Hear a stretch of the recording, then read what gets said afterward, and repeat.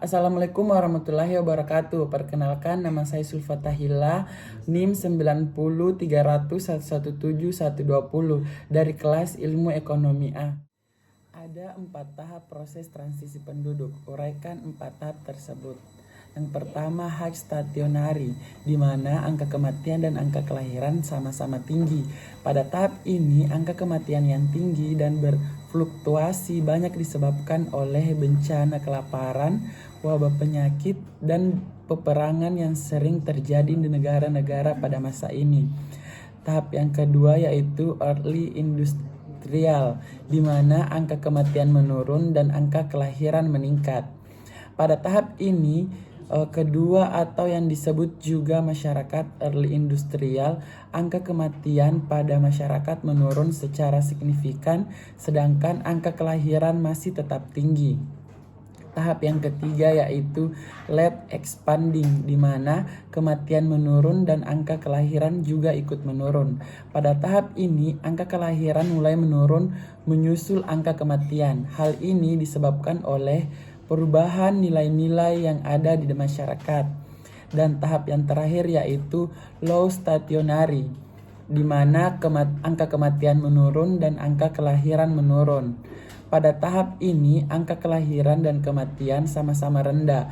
Fluktuasi yang terjadi rendah dan pertumbuhan populasi lambat. Jelaskan beberapa indikator yang dapat digunakan dalam menganalisis kependudukan serta kemukakan 3 model piramida penduduk. Model piramida penduduk muda atau ekspansif. Piramida penduduk muda berbentuk kerucut dengan alas yang lebar dan puncak meruncing. Piramida penduduk ini menggambarkan pertumbuhan penduduk yang sangat pesat. Selain itu, pada piramida penduduk usia muda merupakan jumlah yang dominan. Contoh, negara dengan piramida penduduk muda adalah Indonesia dan Cina, di mana negara tersebut memiliki penduduk muda yang mendominasi. Yang kedua, piramida penduduk dewasa atau stasioner. Piramida ini menggambarkan negara atau daerah dengan pertumbuhan penduduk yang stabil. Dalam piramida penduduk dewasa, angka kelahiran dan angka kematian cenderung seimbang. Dan yang ketiga yaitu piramida penduduk tua atau konstruktif. Piramida penduduk tua menggambarkan kondisi di mana angka pertumbuhan penduduk cenderung mengalami penurunan. Gambar piramida bentuknya sendiri seperti batu nisan dan terdapat di negara Jerman, Belgia, dan Swedia. Apa perbedaan mendasar ketiga sumber data demografi penduduk?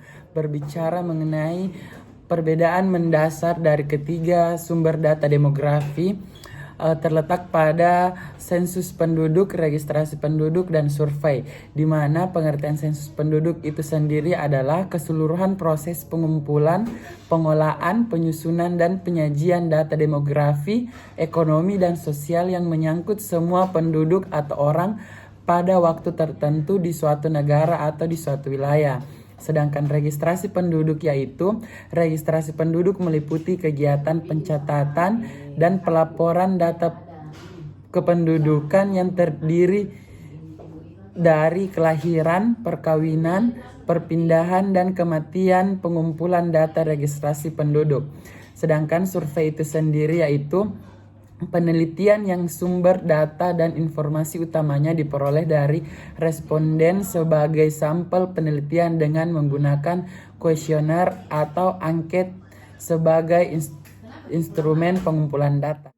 Teori versibilitas dapat ditinjau pendekatan sosial dan ekonomi. Kemukakan 2 pendekatan tersebut.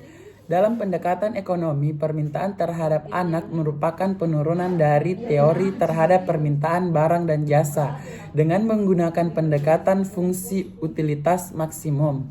Konsep permintaan anak dapat diartikan sebagai jumlah anak yang diinginkan dalam rumah tangga. Hal tersebut terkait dengan ukuran keluarga optimal yang diinginkan, termasuk di dalamnya bagaimana sikap orang tua dan memandang nilai atas kepemilikan anak.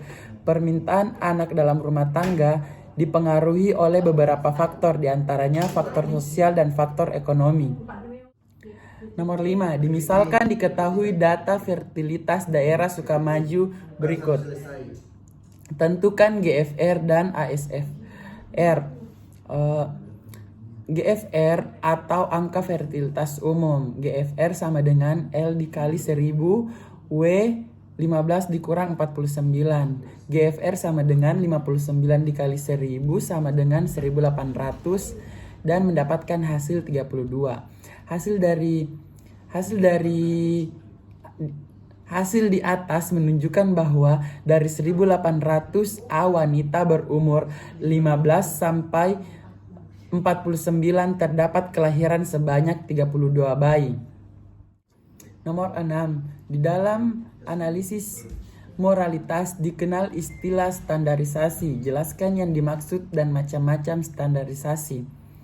Standarisasi menurut Rothman tahun 2022 adalah sebuah metode untuk menggabungkan angka rata-rata kategori spesifik ke dalam nilai kesimpulan dengan mengambil rata-rata yang telah ditakar. Standarisasi dilakukan untuk menyingkirkan dan mengendalikan pengaruh-pengaruh berbagai variabel pada pengurangan angka kematian. Nah, variabelnya itu seperti umur, komposisi, tempat tinggal, pekerjaan, dan jenis kelamin. Sedangkan jenis-jenis standarisasi itu terbagi menjadi 2 macam, yaitu standarisasi langsung, memberikan hasil yang lebih akurat ketika jumlah dari angka kasus kecil pada setiap kelompok atau umur atau jenis kelamin pada populasi studi. Metode langsung bisa digunakan untuk menghitung angka rata-rata yang terstandarisasi seperti rata-rata tekanan darah dan disesuaikan dengan umur dan jenis kelamin pada kelompok atau pekerjaan yang berbeda. Standarisasi yang kedua yaitu standarisasi tidak langsung, di mana standarisasi tidak langsung atau indirect standardization diukur dengan membandingkan jumlah kematian atau kesakitan yang mati dan jumlah kematian atau kesakitan yang diharapkan, yang dikenal juga dengan istilah Standard Mortality Ratio atau SMR. SMR digunakan ketika angka umur rata-rata untuk populasi yang dipelajari tidak diketahui, tetapi total kasus pada populasi studi diketahui. Terima kasih.